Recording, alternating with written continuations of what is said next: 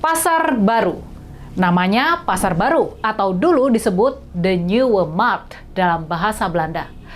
Tapi sudah pasti sekarang ini dia bukan lagi sebuah pasar yang baru. Dia sebuah pasar yang jadul, sudah sangat jadul bahkan. Umurnya sudah 205 tahun sejak berdiri di tahun 1820. Pasar Baru kini sudah berubah jadi pasar sepi. Sebuah pasar yang lesu kekurangan darah.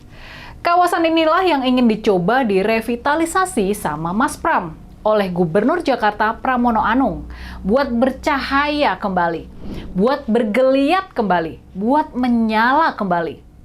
Mungkinkah?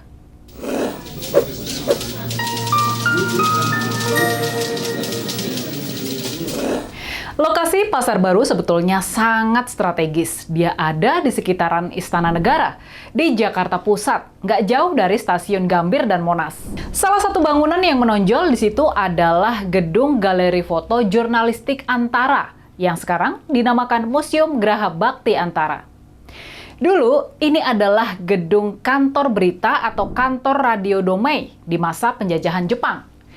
Dari gedung inilah peristiwa Proklamasi Kemerdekaan tanggal 17 Agustus tahun 1945 dibacakan, disiarkan, dan diumumkan ke seluruh penjuru negeri. Jadi gedung Antara ini benar-benar bersejarah. Di seberangnya ada gedung kantor pos, gedung filateli atau gedung perangko, yang sekarang sudah disulap jadi pusat nongkrong anak muda Post Blok. Lalu, di sebelah Post Blok ada Gedung Kesenian Jakarta, sebuah pusat pertunjukan legendaris. Gedung ini didirikan di tahun 1821 atas ide Gubernur Jenderal Belanda Herman Willem Daendels, yang kemudian direalisasikan oleh Gubernur Jenderal Inggris Thomas Stamford Raffles. Gedung ini dibangun dengan gaya neo-renaissance oleh arsitek tentara Mayor Schulze. Di zaman penjajahan, gedung ini dikenal sebagai Theater Schouwburg Weltevreden dan sering juga disebut sebagai gedung komedi. Pembangunan pusat perdagangan baru, yakni Pasar Baru, dilakukan pemerintah kolonial ketika mereka memindahkan pusat pemerintahan di Batavia, nama dari Jakarta dulu, dari daerah Kota Tua yang merupakan lokasi kantor pusat VOC ke daerah Monas sekarang, di mana didirikan Istana Gubernur Jenderal Hindia Belanda, yang kini menjadi Istana Negara. Selama berabad-abad kemudian, Pasar Baru jadi pusat perdagangan penting di Jakarta. Dia jadi tempat jalan-jalan dan belanja orang-orang Eropa yang tinggal di Batavia. Di daerah ini juga berkumpul orang-orang Tionghoa dan India. Di masa kolonial, kedua kelompok tersebut memang punya peran khusus di sektor perdagangan dan bisnis. Salah satu toko bersejarah yang bangunannya masih ada di Pasar Baru hingga sekarang adalah toko Lia Leseng. Toko ini sudah berdiri sejak tahun 1873 dan masih beroperasi sampai sekarang. Toko ini menjual berbagai kebutuhan seperti payung, alat jahit, peralatan sekolah, dan lain sebagainya. Selain itu ada juga toko sepatu Sin Lie Sieng yang masih bertahan hingga sekarang. Sejak pertama kali berjualan di Pasar Baru di tahun 1943 di era penjajahan Jepang. Di masa pasca kemerdekaan, Pasar Baru dikenal sebagai pusat perdagangan kebutuhan pokok, pakaian, sepatu, dan elektronik. Dulu warga Jakarta ramai berburu kamera foto dan aksesorisnya ke daerah ini. Soal kuliner, tempat makan yang paling terkenal di Pasar Baru mungkin bisa disebut bakmi Gang Kelinci.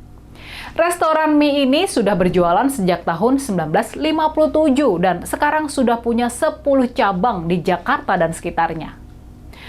Selain bakmi Gang Kelinci, ada juga soto Padang Haji Sultan Mangkuto yang merintis usahanya di Pasar Baru di tahun 1966.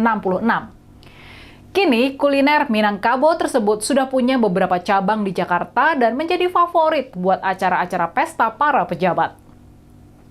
Nah, sekarang, sejak pandemi COVID-19 dan juga sejak marak kebiasaan belanja secara online, Pasar Baru yang memang sudah memudar kembali terhantam dan rupanya tidak sanggup buat bangkit kembali.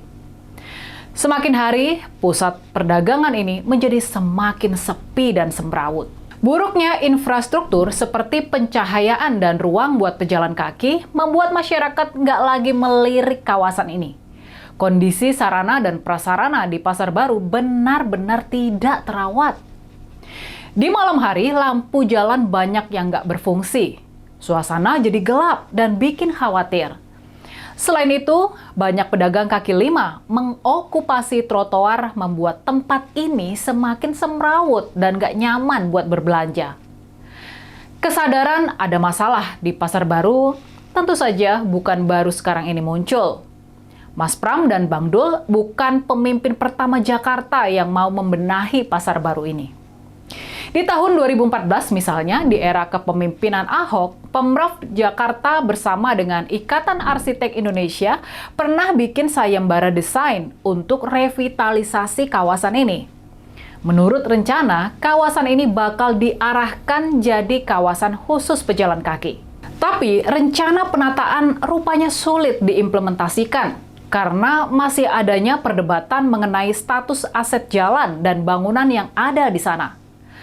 Masalah ini menyulitkan Pemprov Jakarta buat merevitalisasi secara penuh kawasan tersebut. Di tahun 2020, terbit surat keputusan gubernur tentang penunjukan Pasar Baru dan sekitarnya menjadi kawasan wisata belanja bertaraf internasional. 2 tahun berselang, di tahun 2022, muncul SK Gubernur tentang penunjukan Pasar Baru sebagai situs struktur cagar budaya. Dengan adanya payung hukum ini, mestinya revitalisasi Pasar Baru lebih mudah buat dilakukan.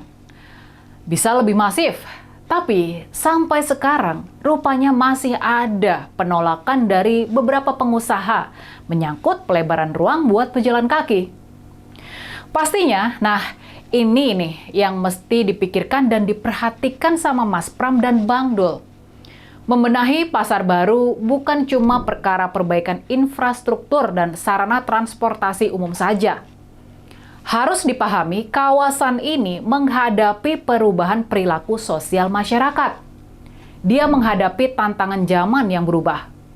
Makanya, solusi buat revitalisasi kawasan ini membutuhkan pemahaman masalah yang mendalam, pilihan solusi yang beragam, tapi juga eksekusi yang realistis.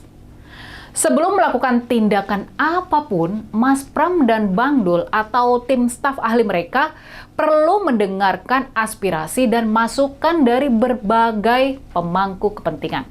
Berbeda dengan revitalisasi Blok M yang bisa dilakukan dengan cepat karena masyarakat, terutama anak muda, memang sudah lebih dulu melakukan berbagai inisiatif di sana. Pembenahan Pasar Baru yang melibatkan banyak bangunan bersejarah butuh penataan dan perencanaan yang lebih berhati-hati dan cermat.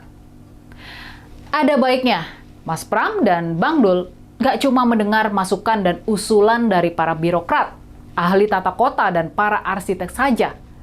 Dengarkan juga masukan-masukan dari komunitas, ahli ekonomi, pebisnis, ahli sosial, ahli sejarah, ahli antropologi, dan lain sebagainya, sehingga solusi buat Pasar Baru bukan sekedar solusi fisik, melainkan solusi buat manusia.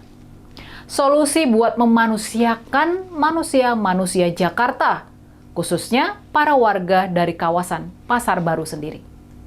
Oke, itu saja colekan kita buat Mas Pram dan Bang Dul kali ini. Nah, gimana kalau menurut kalian?